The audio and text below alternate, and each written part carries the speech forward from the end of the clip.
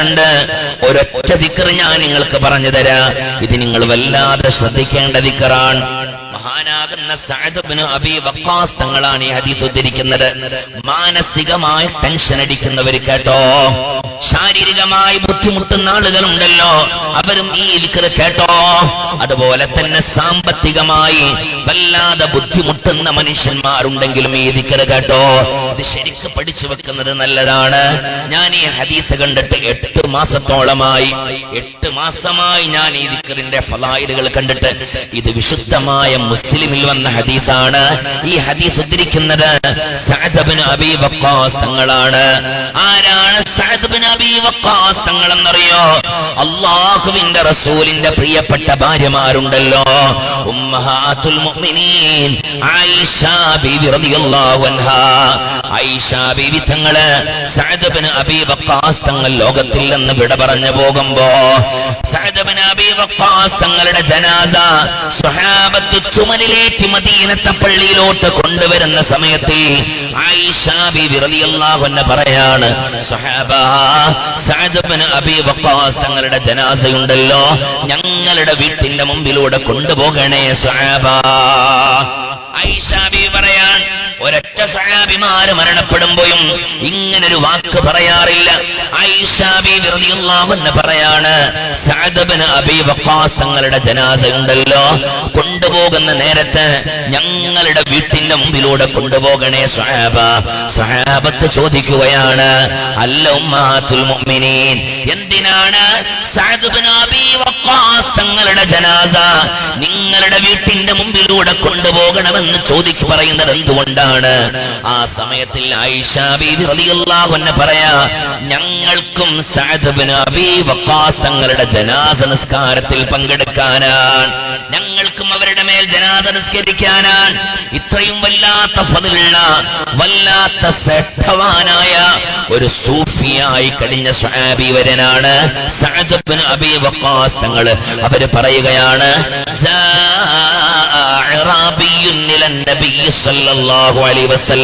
ഒരു അഅറാബിയായ മനുഷ്യൻ അല്ലാഹുവിന്റെ ഹബീബിന്റെ സവിധത്തിലോട്ട് കടന്നു വരികയാണ്. എന്നിട്ട് പറയുന്നു, യാ റസൂലല്ലാഹ്, ഹബീബായ നബിയേ, ഞാൻ വല്ലാതെ വിഷമിക്കുന്ന മനുഷ്യനാണ്. 3 കാര്യങ്ങളെ കൊണ്ടാണ് അയാൾ ബുദ്ധിമുട്ടാകുന്നത്. യാ റസൂലല്ലാഹ്, ഞാൻ ശാരീരികമായി വല്ലാതെ തകർന്നു പോയവനാണ്. രണ്ടാമത്തത്, ഞാൻ മാനസികമായിട്ട് വല്ലാതെ വിഷമിക്കുന്ന മനുഷ്യനാണ്. 3, ഞാൻ സാമ്പത്തികമായിട്ട് വല്ലാതെ വിഷമിക്കുന്ന ആളാണ്. അതുകൊണ്ട് യാ നബിയല്ലാഹ്, അല്ലിംനി കലാമൻ നഖൂൽ, എന്റെ വിഷമങ്ങളെല്ലാം തീരാൻ, എന്റെ പ്രയാസങ്ങളെല്ലാം ഇല്ലാതെയാവാൻ, എന്റെ ശരീരത്തിൽ ഞാൻ അനുഭവിക്കുന്ന വേദനകളും സങ്കടങ്ങളും ഇല്ലാതെയാവാൻ,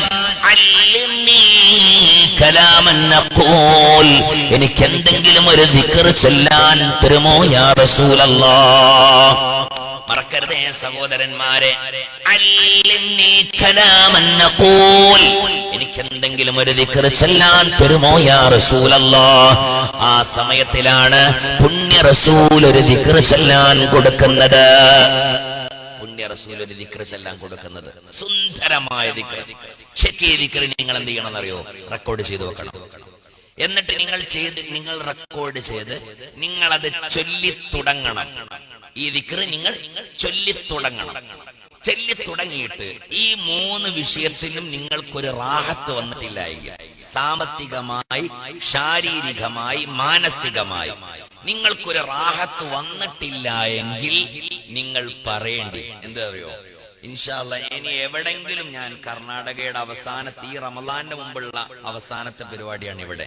ഇനി റമദാന് ശേഷം ഇനി അള്ളാഹുവിന്റെ ഖളാ ഉണ്ടെങ്കിൽ ഞാൻ കർണാടകയിൽ എവിടെങ്കിലും വരുന്നു എന്ന വാർത്ത നിങ്ങൾ അറിഞ്ഞാൽ നിങ്ങൾ എന്ത് ചെയ്യേണ്ടെന്നറിയോ? നിങ്ങൾ അവിടെ വരിക. എന്നിട്ട് വന്നിട്ട് പറയാ, മുസ്ലിയാരെ, നിങ്ങൾ അന്ന് വഴല് പറഞ്ഞപ്പോ ഒരു ദിക്ർ പറഞ്ഞു തന്നിട്ടില്ലേ? ആ ദിക്ർ ഞാൻ അന്ന് മുതൽ ഇന്ന് വരെ ചൊല്ലിയിട്ടുണ്ട്.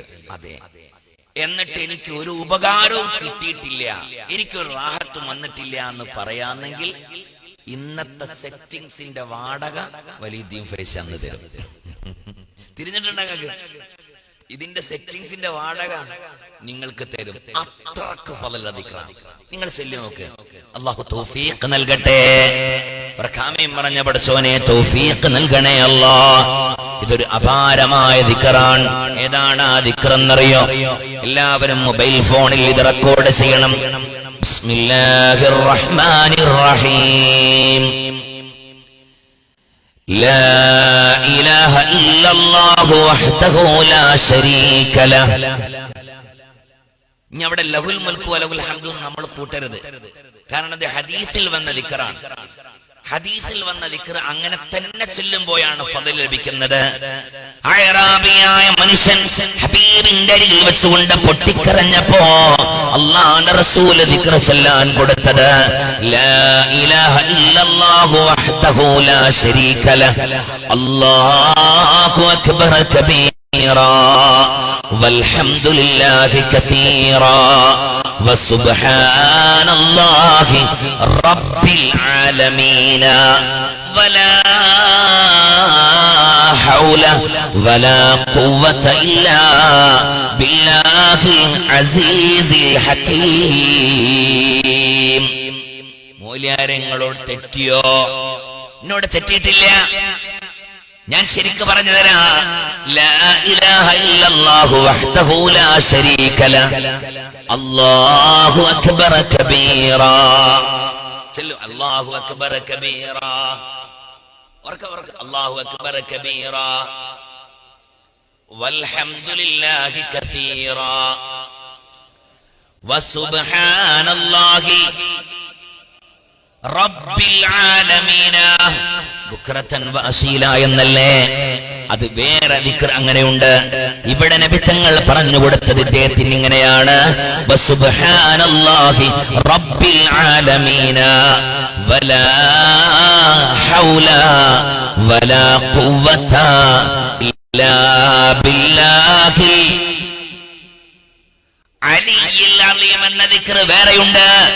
ഒരുപാട് ഫളായിലുകളുള്ള ദിക്റാണ്. ഒരുപാട് സ്ഥാനവും മഹത്വവും ഉള്ള ദിക്റാണ്. ഇവിടെ നബി തങ്ങൾ പറഞ്ഞു കൊടുത്തപ്പോ വലാ ഹൗല വലാ ഖുവത ഇല്ലാ ബില്ലാഹിൽ അസീസിൽ ഹകീം. അല്ലാഹു ഇത് ജീവിതത്തിൽ പകർത്താൻ തൗഫീഖ് നൽകട്ടെ. ആമീൻ പറഞ്ഞ പടച്ചോനെ തൗഫീഖ് നൽകണേ അല്ലാഹ്. ഒരു വശം ഒരാളെ മുമ്പിലും പോയി നിങ്ങൾക്ക് പറയേണ്ടി വരില്ല. ഈ ദിക്റാണ് അല്ലാഹുവിന്റെ റസൂൽ അഅറാബിയായ മനുഷ്യന് പറഞ്ഞു കൊടുത്തത്. എന്നാൽ ഈ ദിക്ർ ചൊല്ലാൻ ചില സമയങ്ങളും മഹാന്മാര് പറയുന്നുണ്ട്. ഈ ദിക്ർ ചൊല്ലാൻ ഒരു പ്രധാനപ്പെട്ട സമയമുണ്ട്. ഏതാണ് ആ സമയമെന്നറിയോ? സുബ്ഹ് നിസ്കാരത്തിന് ശേഷമാണ്. സുബ്ഹ് നിസ്കാരത്തിന് ശേഷമാണ്. പൊന്നാരുസ്താദേ ദിക്ർ നന്നായി, പക്ഷെ ആ സമയം ഒന്ന് മാറ്റാൻ പറ്റുമോ? ഇല്ല. സുബ്ഹ് നിസ്കരിക്കാത്തവൻ ഒരു ബർക്കത്തും ഉണ്ടാകുകയില്ല. അല്ലാഹുവിന്റെ റസൂൽ സല്ലല്ലാഹു അലൈഹി വസല്ലമ തങ്ങൾ പറയുകയാണ് മൻ സല്ല സുബ്ഹ, ആരെങ്കിലും ഒരാൾ ഒരു ദിവസത്തിൽ സുബ്ഹ് നിസ്കരിച്ചാൽ ഫഹുവ ഫീ ദിമ്മത്തില്ലാഹ്, അവൻ അല്ലാഹുവിന്റെ കാവലിലാണ്. അവന്റെ കൃഷിയെ അല്ലാഹു സംരക്ഷിക്കുന്നതാണ്. അവന്റെ വാഹനത്തിനെ അല്ലാഹു സംരക്ഷിക്കുന്നതാണ്. അവന്റെ കച്ചവടത്തിന് അല്ലാഹു സംരക്ഷിക്കുന്നതാണ്. അവന്റെ ഭാര്യയെ അവന്റെ സന്താനങ്ങളെ അല്ലാഹു സംരക്ഷിക്കുന്നതാണ്.